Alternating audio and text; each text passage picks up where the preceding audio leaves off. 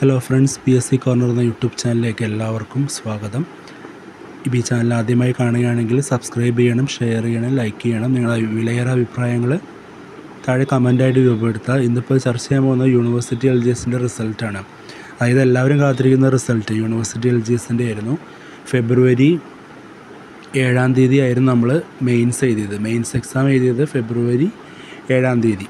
അപ്പോൾ അതിനോടനുബന്ധിച്ച് നമ്മൾ എക്സാം എഴുതിയതിന് ശേഷം ഒത്തിരി ആദ്യമായി പ്രിലിമിനറി, അതായത് ഫസ്റ്റ് പ്രൊവിഷണൽ ആൻസർ കീ വന്നു. പക്ഷേ പ്രൊവിഷണൽ ആൻസർ കീയിൽ ഏകദേശം നമുക്ക് 2-3 കാര്യങ്ങളൊക്കെ ഒരു ഡൗട്ട് ഉണ്ടായിരുന്നു, തെറ്റുമോ ഇല്ല എന്നുള്ള കാര്യങ്ങൾ. പക്ഷേ അതിനുശേഷം പിന്നെ ഫൈനൽ ആൻസർ കീ വന്നപ്പോഴാണ് എല്ലാവർക്കും വിഷമമായത്. കൂടുതലും എന്താണെന്ന് വെച്ചാൽ നമ്മൾ വിചാരിച്ചിരുന്ന പല ക്വസ്റ്റ്യനും ഡിലീറ്റ് ചെയ്യപ്പെടും. മാത്സിൻ്റെ കാര്യം അവിടെ ഓക്കെ, പക്ഷേ ബാക്കിയുള്ള GKയിൽ ഒരെണ്ണം ഒഴിച്ച് ബാക്കി 3 ക്വസ്റ്റ്യൻ നമ്മൾ ഒട്ടും പ്രതീക്ഷിച്ചല്ല ഡിലീറ്റായി പോകുന്നുള്ള കാര്യം.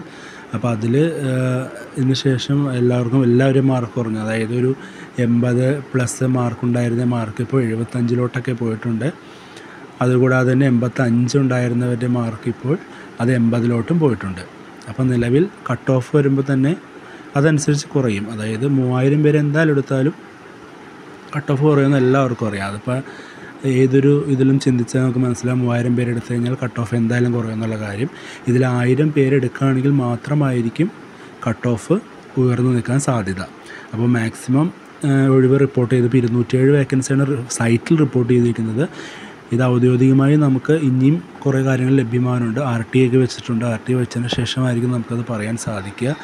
നിലവിൽ നമുക്കത് 207, അതായത് 207 വേക്കൻസി മാത്രം നിലവിൽ ഉള്ളൂ എന്ന് പറഞ്ഞാൽ PSC സൈറ്റിൽ അപ്ഡേറ്റ് ചെയ്ത്. ഇത് കൂടുതലുണ്ടാവായിരിക്കും സാധ്യത കൂടുതൽ. അപ്പം 3000 പേരെ ലിസ്റ്റ് വരുമെന്ന് നമുക്ക് പ്രതീക്ഷിക്കുകയും ചെയ്യാം. അതുകൂടാതെ തന്നെ നിലവിൽ ഏപ്രിൽ മാസത്തിൽ നമ്മൾ പ്രതീക്ഷിക്കുകയും ചെയ്യണം.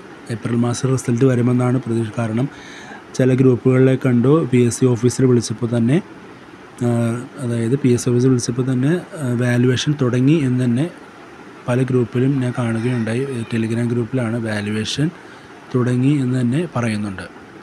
വാല്യുവേഷൻ തുടങ്ങിയ സ്ഥിതിക്ക് എന്തായാലും ഷോർട്ട് ലിസ്റ്റ് വരാൻ സാധ്യതയുണ്ട്. ഏപ്രിൽ മാസം തന്നെ വരാൻ തന്നെയാണ് സാധ്യത.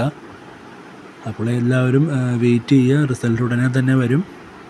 വെയിറ്റ് ചെയ്യാൻ റിവൈസ്ഡ് ആൻസർക്ക് വന്നില്ലെങ്കിൽ റിസൾട്ട് ഉടനെ തന്നെ വരുന്നതായിരിക്കും. അപ്പോൾ എല്ലാവരും ഒന്ന് വെയിറ്റ് ചെയ്യുക. നിങ്ങളുടെ മാർക്കുകളൊന്ന് കമൻറ്റ് ചെയ്യുക കേട്ടോ. കമൻറ്റ് ചെയ്ത് എന്താണെന്ന് നോക്കട്ടെ.